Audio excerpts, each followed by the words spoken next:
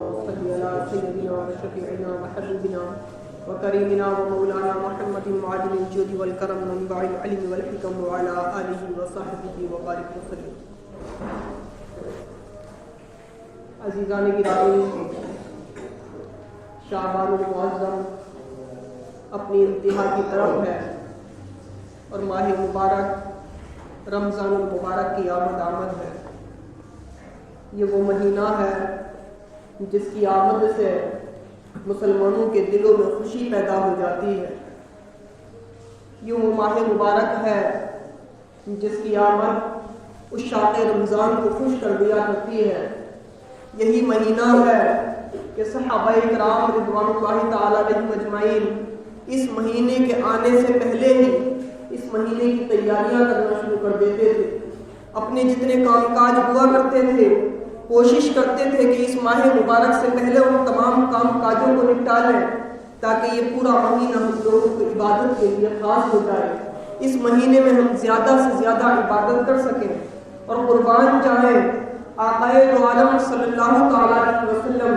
جن کا عالم یہ ہے کہ ساری دنیا سے زیادہ عبادت گزار ہے، جن کا ہر لمحہ عبادت میں گزرا لگتا تھا، تو آقا علیہ السلام کی شان بھی یہ تھی کہ دیگر مہینوں سے کہیں زیادہ اس مہینے میں آپ عبادت فرمایا کرتے تھے۔ حال تو یہ تھا کہ آقا علیہ السلام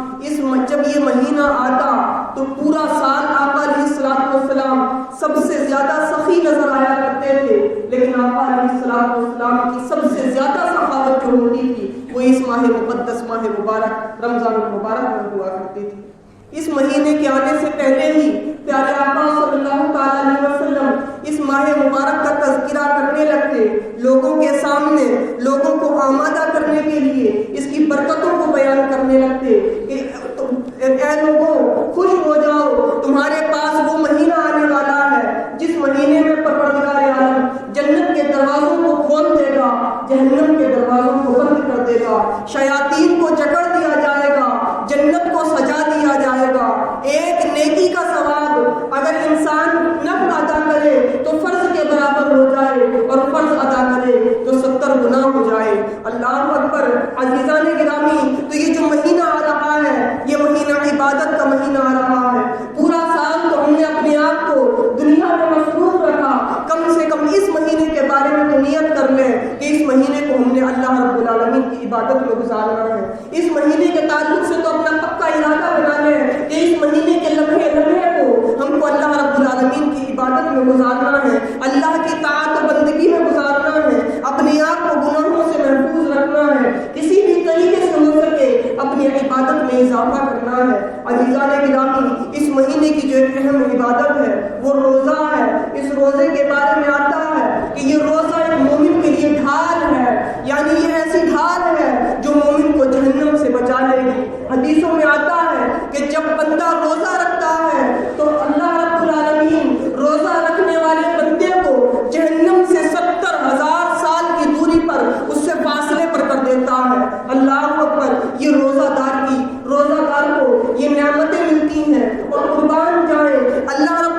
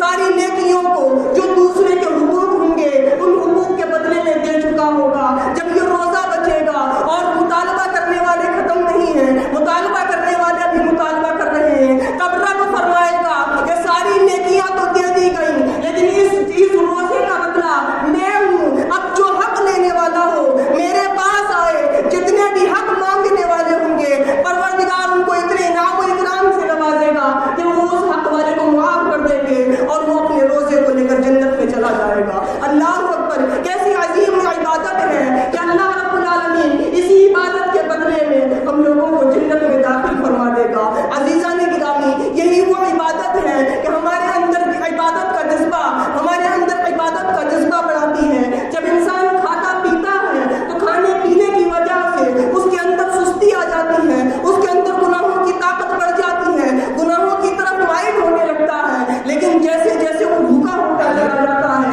जैसे जैसे इंसान की भूख प्यास बढ़ने लगती है, गुनाहों की कुव्वतें कम होने लगती हैं और उसके अंदर जज्बा इबादत बढ़ने लगता है। तो हमको जो ये भूखा प्यासा रहने का हुक्म दिया गया है, ये भूखा प्यासा रहने का हुक्म इसीलिए है कि हम किसी भी तरीके से अपने रब की तरफ माइल हो जाएं, अपने रब को याद करने वाले हो जाएं, अपने रब का जिक्र करने वाले हो जाएं। एक हदीस पाक में फरमाया गया कि जब बंदा मोमिन इस शर्त के साथ जो उसके पास ईमान हो, यानी मर्दे मोमिन हो, और दूसरी शर्त ये लगाई कि वो एहतिसाब के साथ, यानी अल्लाह से तलब सवाब के लिए नेकी की नीयत से जब बंदा मोमिन रोजा रखता है तो अल्लाह रब्बुल आलमीन उसके तमाम गुनाहों को बख्श देता है, उसके तमाम गुनाहों को माफ करवा देता है। अल्लाह अकबर, ये इबादत करने का हमको मौका मिल रहा है। अजीज़ान गिरामी, पहले से अपने आप को तैयार कर लें कि अगर हमारे सफर भी हो तो हम उन सफरों को रोक दें। अगर हमारे सामने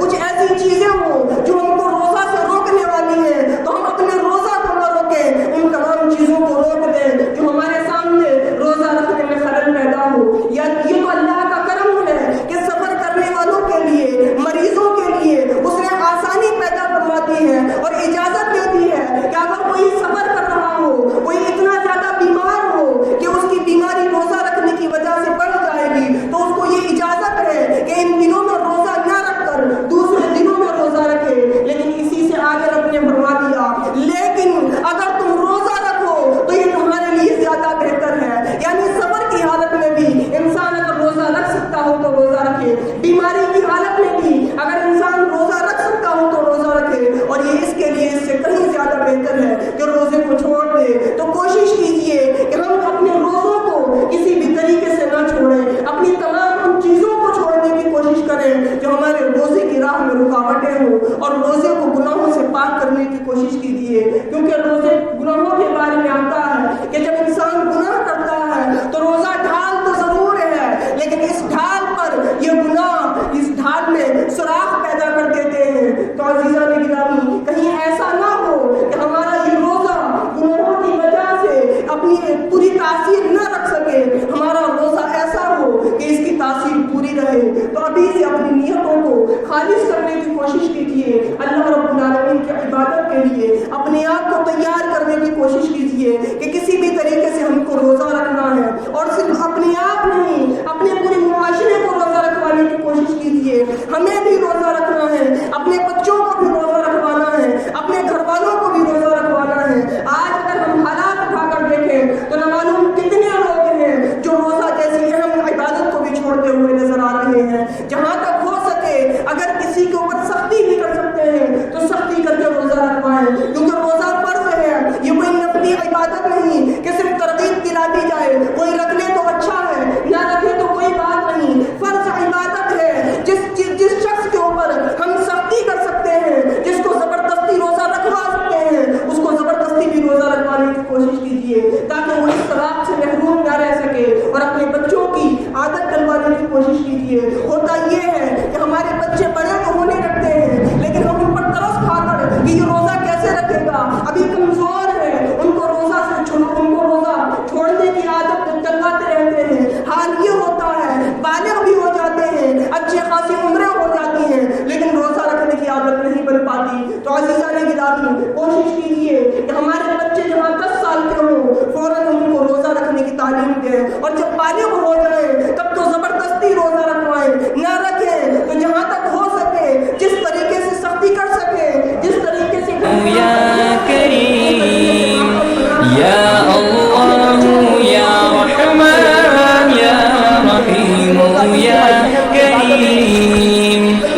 عرفہ والا نام تیرا، کن فیکن ہے کام تیرا، عرفہ والا نام تیرا، کن فیکن ہے کام تیرا، ہر شے پہ ہے ذکر تیرا،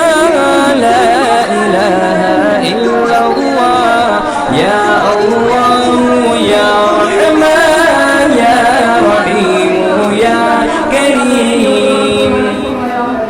ذات ہے تیری لامحدود ہر شے میں۔ قرآن کے نزول کے لیے منتخب کیا گیا ہے، اسی مہینے میں قرآن کریم نازل ہوا ہے، تو قرآن کریم سے لو لگائیں، قرآن کریم کی تلاوت کی کوشش کریں، خاص کر وہ لوگ جن کی تلاوت درست نہیں ہے، جن کے حروف درست نہیں ہے، جن کی ادائیگی درست نہیں ہے، اپنا کچھ نہ کچھ وقت نکال کر حفاظ کے پاس، قراء کے پاس جا کر اپنی ادائیگی کو درست کرنے کی کوشش کریں کہ پورا سال تو یہ یوں ہی گزار دیتے ہیں، کم سے کم یہ مہینہ جو خاص طور سے قرآن کریم کا مہینہ ہے، اس مہینے میں تو ہم اپنی قراءت کو درست کر لیں، اس مہینے میں تو ہم اپنے حروف کی ادائیگی کو درست کر لیں، اور جو لوگ درست ادائیگی کرنے والے ہیں ان کو چاہیے کہ قرآن کریم کی تلاوت کے ساتھ ساتھ اس قرآن کریم کو سمجھنے کی بھی کوشش کریں کہ اللہ رب العالمین نے ہم لوگوں کو قرآن میں کیا احکام دیے ہیں، اللہ رب العالمین نے ہم سے کیا فرمایا ہے۔ یہ قرآن صرف اس لیے نہیں کہ ہم تلاوت کریں، یقیناً تلاوت کرنا بھی بڑی اہم عبادت ہے، لیکن تلاوت سے کہیں زیادہ اہم یہ ہے کہ ہم قرآن کو سمجھنے کی کوشش کریں، قرآن میں غور کرنے کی کوشش کریں، تو جہاں تک ہو سکے اس قرآن کی تفاسیر کو پڑھنے کی کوشش کریں، اگر نہ پڑھ سکیں تو کوشش کریں علماء کے پاس جا کر اس قرآن کا درس لینے کی کوشش کریں۔ کہ قرآن کریم میں ایسی تاثیر ہے، جب بندہ پڑھتا ہے تو قرآن کریم کے بارے میں آتا ہے کہ قرآن کریم کو پڑھنے سے لوگوں کو دل نرم پڑ جاتے ہیں، آنکھوں سے آنسو جاری ہو جایا کرتے ہیں۔ یہ قرآن کریم ہی تو اللہ کی کتاب ہے، اللہ اکبر۔ بزرگوں کا کلام ایسا ہوتا ہے کہ بندہ ان کے کلاموں کو، ان کی باتوں کو سنتا ہے تو دل نرم ہو جاتے ہیں، انسان عبادت کی طرف مائل ہو جاتا ہے۔ تو یہ جو قرآن عظیم اللہ رب العالمین کی کتاب ہے، اس کتاب کی کیسی تاثیر ہوگی، آپ اس کو پڑھ کر دیکھیں، سمجھ کر دیکھیں، غور کرنے کی کوشش کریں۔ اور یہ قرآن ایسی کتاب ہے جس دن سے نازل ہوا ہے اس دن سے لے کر آج تک اور قیامت تک، جب تک انسان رہے گا ہر وقت انسان کی رہنمائی کرتا رہے گا۔ کبھی ایسا نہیں کہ یہ قرآن پرانا ہو جائے، کبھی ایسا نہیں کہ اس کی باتیں پرانی ہو جائیں۔ آج بھی آپ پڑھیں گے تو ایسا معلوم ہوگا کہ آج یہ اللہ رب العالمین کی کتاب ہم لوگوں کو درس دیتی ہوئی نظر آ رہی ہے۔ تو عزیزان گرامی، اس قرآن کریم سے لو لگانے کی کوشش کیجیے، اس قرآن کے لیے زیادہ سے زیادہ وقت نکالنے کی کوشش کیجیے، جہاں تک ہو سکے تلاوت قرآن ہو، درست ادائیگی کے ساتھ ہو، اور اس قرآن عظیم کو سمجھنے کی کوشش کیجیے۔ اللہ رب العالمین سے دعا ہے کہ ہمیں سننے سے زیادہ عمل کرنے کی توفیق عطا فرمائے۔ السلام علیکم ورحمۃ اللہ وبرکاتہ۔